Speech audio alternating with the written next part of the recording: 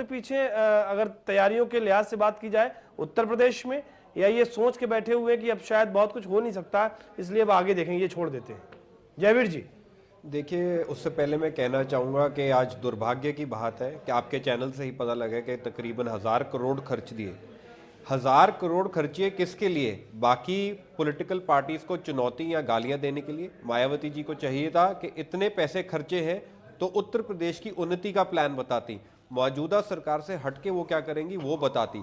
ये अजीब ही तरह का एक फियर साइकोसिस उन्होंने एग्जिबिट किया है कि उन्नति की कोई बात ही नहीं, चुनौती देनी थी, गालियां निकालनी थी, अपने घर बैठ के निकाल लेती।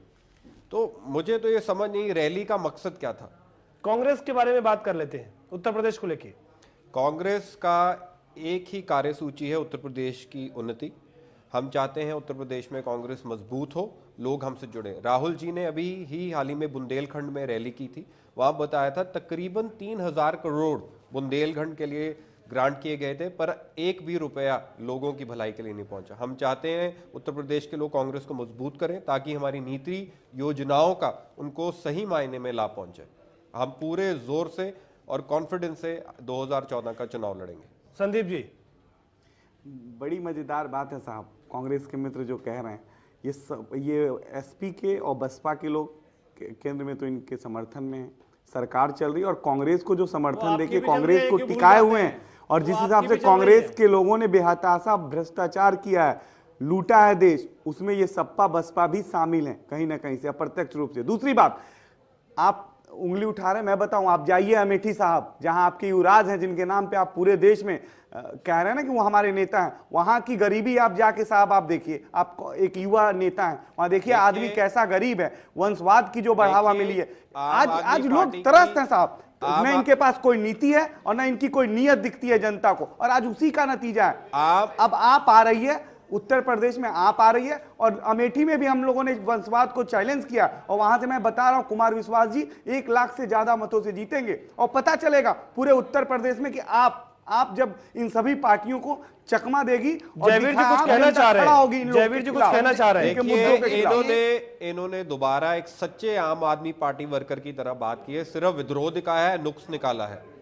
हमारी नीति है उसमें जो कमी पेशी है वो की बात लेके जा रहे हैं। हम हमारे पास अगर कोई बात कर रहे हैं, हमारे लोगों में वो गांधी का असर दिखता है। जब अमेठी कुमार विश्वास जी गए तो आपके लोगों ने स्याही फेंकी, आपके लोगों ने पुतला जलाया, आपके लोगों ने काले झंडे दिखाए। क्या ये गांधी जो सरकार आप चला रहे हो, यहाँ तक कि पत्थर फेंके, जो सरकार आप चला रहे हो वो भी कांग्रेस की मदद से चला रहे हो। आज वो आम आदमी पार्टी में लोग ये आरोप वो गांधी दिख रहे हैं, हमारे लोग आरोप आप लगा रहे हो के लिए काम कर रहे हैं। इसलिए कोई पार्टी को हमारे ऊपर उंगली उठाने का हक नहीं है, क्योंकि स्वराज की स्थापना आम आदमी का अधिकार है, और आप लोग ये अधिकार खो चुके हैं। अगर मुझे सिर्फ 30 सेकंड मिले बोलने के लिए, सिर्फ 30 सेकंड बोलो। आम आदमी पार्टी क्यों भूल रही है? शोर मचा के उनको जनता ने वोट दे दी है, पर अब उससे आगे बढ़े, कोई काम करें, कोई नीति दिखाएं। आपके चैनल पे भी आगे सिर्फ शोर मचा रहे हैं, कोई अपना प्लान, कोई बात हो रही है मायावती की ताकत जो उन्होंने आज दिखाई है, और चर्चा पहुंच जाती है दिल्ली में और दिल्ली के मैनिफेस्टो को लेकर। संदीप जी आप बहुत जोर से बोल रहे हैं, 1 मिनट मेरी बात सुने कि आप कोई समाजवादी और बसपा से दूर नहीं है, आप भी तो कांग्रेस की सपोर्ट से सरकार बनाए हुए हैं साहब। हमारी तो कोई सपोर्ट नहीं है, आप इस तरह की बात नहीं कह सकते। मुद्दों पे हमें समर्थन आप दिया, अरे मुद्दे किस बात के? आपके 4 दिन में ही आपकी पार्टी में बगावत हो गई, बाकी पार्टी तो बहुत पुरानी। अरविंद जी, सूरत हाल क्या रहेगी, सूरत हाल क्या रहने की उम्मीद है उत्तर प्रदेश की अगर बात करें, क्योंकि आम आदमी पार्टी ने एंट्री तो मार दी है, सूरत हाल कैसे लगते हैं आपको? आगे पीछे चले जाते हो, सिर्फ भाषण देते हो। अरविंद मोहन जी, सूरत हाल आगे आपको कैसे दिखते हैं? देखिए, चुनाव तक चलेगा यही सीन, काफ़ी कुछ। अब इसमें 2 कोण की लड़ाई दिख रही थी, 2 डायरेक्ट फाइट दिख रहा था अभी तक। दिल्ली चुनाव के बाद बहुत साफ तीसरा दिख रहा है, और तीसरे में भी कुछ अच्छे लक्षण बहुत साफ दिखाई दे रहे हैं कि खर्च की होड़ शायद कम होगी, जाति दिखाने की होड़ कम होगी, क्रिमिनल ले आने की होड़ कम होगी। लेकिन जो सबसे बड़ी बात मुझे लगता है कि नौजवानों का वोट पहली दफ़े बहुत ही निर्णायक होगा, और निर्णायक सिर्फ वोट डालने के मामले में नहीं होगा, उनका दबाव बहुत साफ हर पार्टी पे दिखाई दे रहा है। और नौजवानों में ये जो बीमारियां पहले की हैं, जाति की, मजहब की, इलाके की, बोली की, वो कम से कम है। जो ये जो इतनी भीड़ दिख रही थी मैदान में, क्या ये वोट में तब्दील होगी, बीएसपी के वोट में तब्दील होगी या फिर इसमें तब्दील होगी? और बीएसपी जो है अभी भी नंबर 2 की पार्टी वहाँ उत्तर प्रदेश में है, और जिस किस्म की लड़ाई सपा और बसपा की हुई पिछली दफे, उसमें काफी क्लेम कांग्रेस और बीजेपी का धरा रह गया, और उसके बाद ही लोकसभा चुनाव में चारों पार्टियां बराबर बदल गए। अरविंद जी, अब वो पुरानी बात भूल जाइए। नहीं, अभी पिछली बार चुनाव तक भी देख लीजिए, तब भी पिछला चुनाव भूल जाइए। इस बार मोदी का जलजला है उत्तर प्रदेश में। एक तरफ जलजले से में मोदी चीजें बनती नहीं है, जलजले में चीजें खराब हो जाती है। नहीं, इस तरह नहीं है। इस बार सब चीज समीगा उत्तर प्रदेश में जाके देखो, सब मोदी में हो नहीं, रखा मोदी का जलवा कह लीजिए, ठीक है, मान लेते हैं, आप बीजेपी कार्यकर्ता है, नेता है, लेकिन जलजला कहेंगे तब तो लोग डर जाएंगे। जलवा भ्रष्टाचार का है, जलवा महंगाई का है साहब। काश इस मुद्दे पे आप बात करते,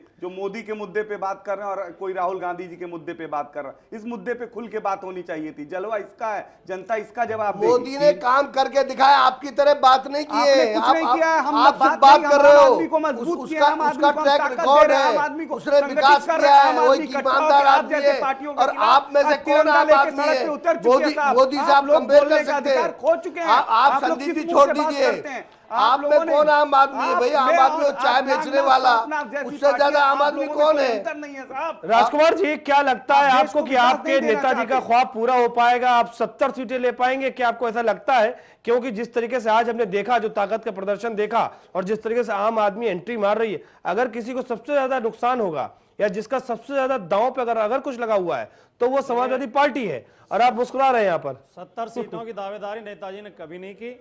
व्यवहारिक बातें नेताजी कभी नहीं कहते। जमीन से जुड़े हुए नेता, एक एक बूथ की उन्हें जानकारी है, एक एक विधानसभा क्षेत्र में 50-50 लोगों को नाम से जानते हैं, गांवों तक को जानते हैं। उन्होंने कहा हम 40 से ज्यादा सीटें लाएंगे, और ये मेरा दावा, उत्तर प्रदेश में समाजवादी पार्टी 40 से 60 ज्यादा सीटें जीतेगी। ये जो आपस में बहस कर रहे हैं, ये सब हवा में उड़ते रह जाएंगे। समाजवादी पार्टी पिछले चुनाव में, विधानसभा चुनाव में, जिस घोषणा पत्र पर लड़के आई थी, उस घोषणा पत्र के 80% वादे पूरे कर दिए गए हैं। कोई वर्ग ऐसा नहीं है उत्तर प्रदेश में जिसे समाजवादी पार्टी की सरकार का फायदा न मिला हो। चाहे छात्रों को लैपटॉप मिले हो, चाहे छात्राओं को कन्या विद्याधन दिया गया हो, चाहे किसानों की सिंचाई का पानी मुफ्त किया गया हो, चाहे एम्बुलेंस सेवा शुरू करी गई हो। त्राई मच गई है चारों तरफ। हिंदू नहीं, वो आपके भाषणों में मच गई है केवल। हर जिले में झगड़ा। वो केवल आपके, आप सुनने की भी क्षमता रखिए राणा जी, सुनने की क्षमता रखिए। आप मेरे जब भाई आपका हो, नंबर आया, आप अपनी बात कहना। अभी सवाल मुझसे किया गया, तो आप मेरी बात सुनिए। भारतीय जनता पार्टी का चरित्र मत दिखाइए आप इस पर चैनल पर, आप सुनने की क्षमता रखिए, तानाशाही मत दिखाइए। भारतीय जनता पार्टी सुनने की भी क्षमता रखिए महोदय। ये नुक्कड़ पर नहीं खड़े हो आप, चैनल पर बैठे हो। हालात खराब है, आपको सुनने की क्षमता रखनी चाहिए। समाजवादी पार्टी ने उत्तर प्रदेश में इतने काम किए, आपको पता है हर ब्लॉक में 3-3 एम्बुलेंस खड़ी हैं। 108 नंबर मिलाइए आप, किसी गरीब को रात में, आधी रात में एम्बुलेंस की जरूरत है, उसको एम्बुलेंस लेकर अस्पताल जाती है, सेवा देती है उसको। आपकी जब बातें सुनते हैं ना राजकुमार भाटी जी, तो ऐसा लगता है कि उत्तर प्रदेश में रामराज आ गया। 1000 रुपए महीना बेरोजगारी भत्ता मिल रहा है उत्तर प्रदेश में जी। नहीं, आपकी जब बातें सुन रहे हैं तो ऐसा लगता है कि रामराज आ गया और सबके दुख दूर हो गए और सब खुशहाल है। बहुत बढ़िया अखिलेश राज आ गया उत्तर प्रदेश में। अखिलेश राज है, समाजवादी पार्टी का राज है, समाजवाद चल रहा है, गरीब की सुनी जा रही है, कमजोरों को न्याय मिल रहा है। ये केवल विरोधी पार्टियों का दुष्प्रचार, इनके पास ले दे के एक मुजफ्फरनगर और एक दो अरविंद जी, ये सब कुछ देखते हुए सबसे ज्यादा अगर कुछ नुकसान होने वाला है आपके आकलन के मुताबिक, तो किसका सबसे ज्यादा स्टेक पर लगा हुआ है? देखिए, पिछले चुनाव में उत्तर प्रदेश में चारों पार्टियां लगभग बराबर थी, बीजेपी कम थी, और बीजेपी को इस बार नरेंद्र मोदी कई तरफ से फ़ायदा दे रहे हैं, निश्चित रूप से विधानसभा चुनावों के बाद लग रहा। लेकिन उस लहर को आपने काटा है, और उत्तर प्रदेश में तैयारी का जहाँ तक मसला है, मुझे लगता है कि सपा बसपा के आगे किसी की तैयारी नहीं है।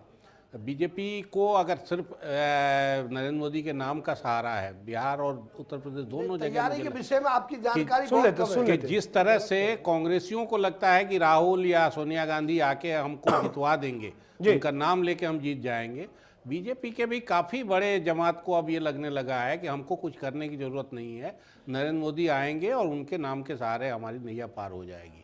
बिल्कुल, तो लेकिन ये कांग्रेसी सिंड्रोम जो है उसको नुकसान कर रहा है, तो बीजेपी को नहीं करेगा ऐसा नहीं है, बीजेपी को भी इससे नुकसान। अरविंद जी, अमित शाह जी जब से आए हैं, आपको शायद इस बारे में नहीं है, हर बूथ तक कमेटी बन गई है, हर बूथ पर ये शायद आपको ये तो मिस्त्री जी भी बना रहे हैं। जी ये मिस्त्री खाली जी वाली अपनी कमेटी नहीं है, ये तो माफ मिस्त्री करना, जी भी और टंडन जी भी हमारे लगे जो हुए हैं प्रभारी इसी है में। हर बूथ पर जाके मीटिंग लेते हैं, वो हमारी दूसरी कमेटी। जयवीर जी, पेपर आप वाली राजनीतिक कौशल की अगर बात करें, राजनीतिक क्षमता की बात करें, ताकत प्रदर्शन की बात करें, तो फिलहाल आप बहुत पीछे हैं। क्या मानते हैं आपको? आप कह तो रहे हैं कि उत्तर प्रदेश की उन्नति हमारा लक्ष्य है, हर किसी का सुख, उनका जो जीवन यापन है वो बहुत अच्छा हो, ये आपका लक्ष्य है। लेकिन जब राजनीतिक ताकत या कौशल की बात आती तो ऐसा लगता है कि अब आपने हार मान ली है, क्योंकि ग्राउंड रियलिटीज ये है कि बहुत ज्यादा कुछ दिख नहीं रहा है।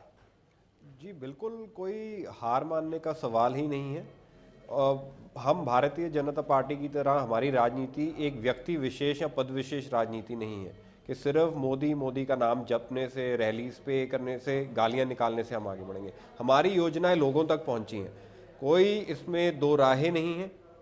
लोगों ने हमारी योजनाओं से उनको उपलब्धि भी हुई है, उनका भला भी हुआ है। मालूम हो गया ना आपकी हमारा किसी मंच पे सिर्फ एक ही लक्ष्य नहीं है कि किसी एक व्यक्ति को हाईलाइट करके वोट लेनी है। तो ज्यादा ठीक नहीं होगा। आपके यहाँ तो सोनिया राहुल जी से अलग कुछ सोच ही नहीं है। हमारी पार्टी में तो सब पंचायती पार्टी है, कोई भी फैसला कोई आदमी आज गांधी परिवार है, आपके यहाँ संघ परिवार है राणा जी, आज अमित शाह आपके यहाँ भी है, आपके यहाँ यादव परिवार है, आपके यहाँ संघ परिवार है, आपके यहाँ गांधी परिवार है। आज अमित शाह जी हमाम में सब नंगे अब अमित शाह जी आज एक अक्यूज्ड है, उनको इन्होंने उत्तर प्रदेश में भेज दिया। उससे ज्यादा मैं कहना नहीं चाहूंगा अमित शाह जी का क्या बैकग्राउंड है, और उनको उत्तर प्रदेश में इन्होंने मैनेजमेंट के लिए भेज दिया। आपने लगा रखी है भाई साहब, पर आज तक कुछ हुआ नहीं ना।